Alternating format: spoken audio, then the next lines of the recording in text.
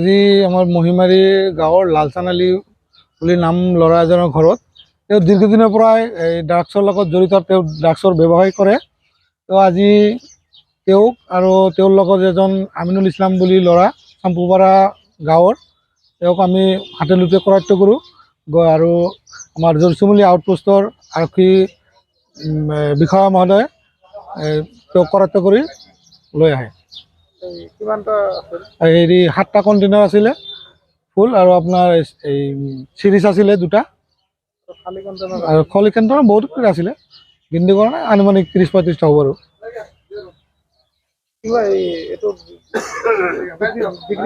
তেওঁ ব্যৱসায় কৰে, তেওঁ মানে বিজনেছমেন আৰু ড্ৰাগছৰ বিজনেছ কৰে। তেওঁ দীৰ্ঘদিনৰ পৰা কৰি আছে। আজি আমাৰ মহিমাৰী গাঁৱৰ লালচান আলী বুলি নাম ল'ৰা এজনৰ ঘৰত তেওঁ দীৰ্ঘদিনৰ পৰাই ড্ৰাগছৰ লগত জড়িত। তেওঁ ড্ৰাগছৰ ব্যৱসায় কৰে। তো আজি তেওঁক আৰু তেওঁৰ লগত এজন আমিনুল ইছলাম বুলি ল'ৰা চাম্পুপাৰা গাঁৱৰ, তেওঁক আমি হাতে লোটে কৰায়ত্ব কৰোঁ আৰু আমাৰ জৰচুমুলি আউটপোষ্টৰ আৰক্ষী বিষয়া মহোদয়ে তেওঁক কৰায়ত্ব কৰি লৈ আহে।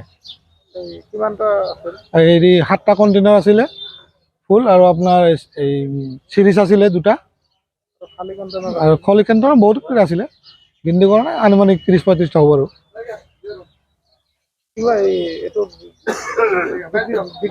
তেওঁ ব্যৱসায় কৰে, তেওঁ মানে বিজনেছমেন আৰু ড্ৰাগছৰ বিজনেছ কৰে। তেওঁ দীৰ্ঘদিনৰ পৰা কৰি আছে।